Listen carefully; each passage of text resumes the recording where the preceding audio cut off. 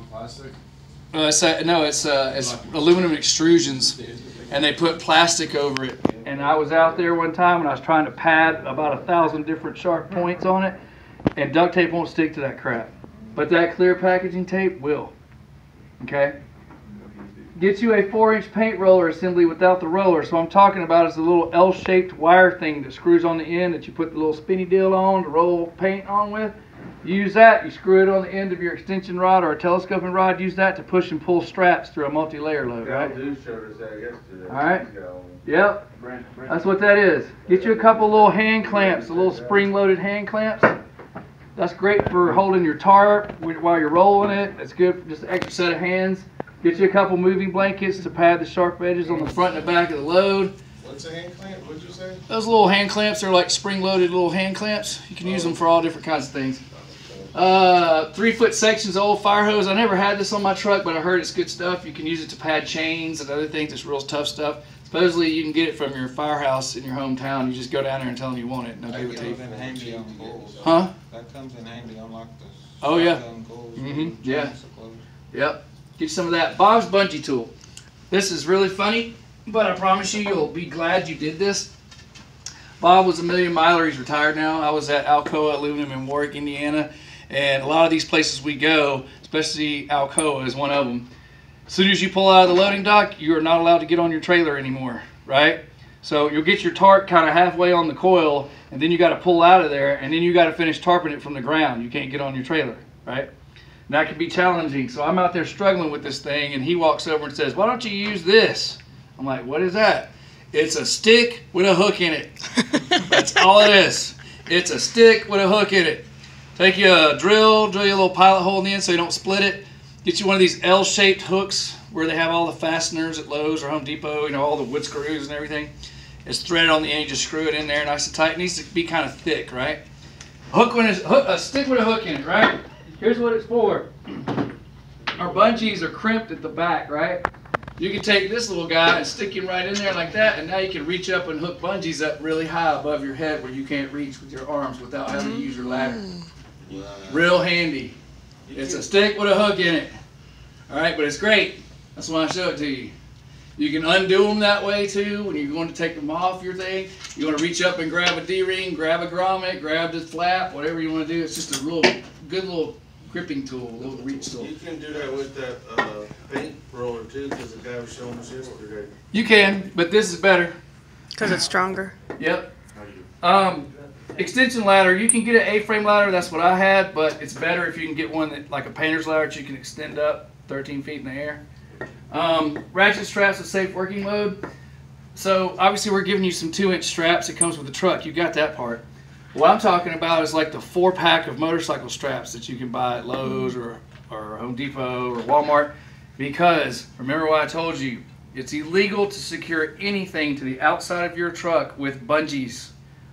It's illegal. You cannot use bungees for load securement devices, and I say it emphatically because I want you to understand that you're going to go down to Laredo or Tulsa and you're going to see a whole bunch of mountain trucks with their ladders on the backs of their trucks secured with bungees. And they're wrong. That's wrong. It's not right. Just because you see it everywhere does not mean it is correct. Okay? It is wrong. CSA score too. Huh? I think it goes on your CSA score too. It will. You cannot do that. You must use a load-rated strap. So you put your ladder on the back of the headache rack, get you some of these little motorcycle straps, 1,500 pound, 500 pound rating. Use those to secure your ladder. You want to put a toolbox on your catwalk? That's great. Secure it with a strap.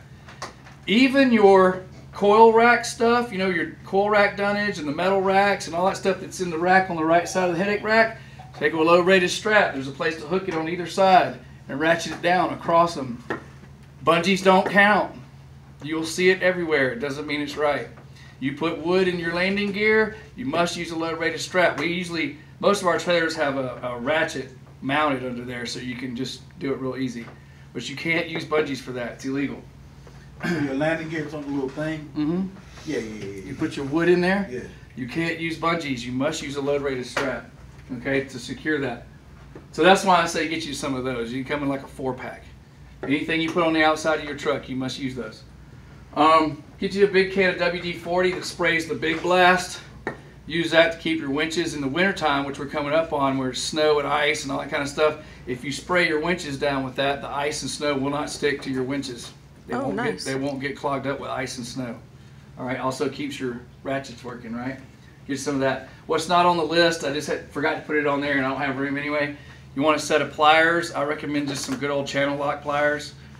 You also want a good set of scissors, like kitchen scissors, good pair of scissors. It's good for cutting straps if you got to make V-boards, if you need to cut patch stuff for your tarps. They'll come in handy a lot. Get you a good set of scissors. Another thing that some guys had, which I did not have, is a saw. Sometimes you may get dunnage in a load and you got to tarp it and the dunnage is protruding out the sides and you don't want your tarp over that because it's kind of goofs up your tarp job. You can take a saw and saw off the ends of the dunnage. I'm not talking about your 8-foot 4x4s. I'm talking about like the dunnage that a shipper can put in there. Sometimes you want to saw that stuff off. I never did it, but I did have times when I wish I had a saw so that I could have. So that's some of the things that guys recommend. This is all stuff to make your life easier while you're out there, okay? Claw hammer or crowbar. Yeah, so you can pull nails out of the trailer. I got all that at You'll home. trip over that one every time if you don't. Yeah, you hurt yourself doing that. I definitely gotta get home because I got all that stuff. All right, this is quality of life stuff right here, okay? It's a dirty job. Keep in mind, you saw how hot and sweaty and dirty we got out in the yard out there securing freight. Felt good. There's going to be times when you get to a shipper and you can't get away from there because your 14 hours is going to expire on you. This is quality of life stuff here. Get you some extra gloves and safety glasses, a mix of winter and summer gear. You might be in Florida one week and Wyoming the next. Here's why that was on the list. Guess who got burned by that deal? Me. April 2016, right? April 2016 in the South. It's hot and humid in April 2016. I come home on home time. I'm like, oh man, it's like 85 degrees outside and humid. I don't need all this winter gear. I get a load going through Wyoming. Yep. I get to Laramie and there's like 12 feet of snow and the interstate shut down. And guess who doesn't have any winter gear? Me. Not good. I got to buy truck stop. Not good, right? Expensive truck stop clothes. Get you some baby wipes, okay? You may have to take a cat bath like we used to call it in the military. There are times, not all the time, but there are times that I'm trying to prepare you for it now so you don't get out there and start cursing yourself. When you will get to a shipper, you will get out, you will have to secure the load, tarp the load, and by the time you're done, you're hot and sweaty and nasty and covered in dirt, and your 14-hour clock expires and you can't go anywhere, and now you got to sleep there and you're all funky, right? So get you a white tub with a red top. There's different types. That's the one I always found at Walmart. It's like wipes so you can clean yourself up, okay? It just makes it a whole lot better. You don't have to climb in your bunk all nasty. Get you a couple bath towels for wiping away sweat and stuff. Coveralls are great. You can even get some with melting on it from our store, but get you some. Cover up your clothes. I don't even know how much they are, to be honest with you. You can do it on payroll deduction, though. Get yourself some work boots and steel toe boots. I had steel toe boots because they're required. If you don't have steel toes and you're a 5-day guy, especially, but everybody needs them, you'll have a chance later today, once I get you graduated and out of here, to run to Walmart and get some. You may be asked to go load at Southland Tube tomorrow. Southland Tube won't let you on the property without steel toe boots on. But I also kept just some inexpensive work boots that were not steel toes because you don't always need steel toes. Get you some baby powder. I'm not going to go into detail on that. I'll let you figure that one out. I already know.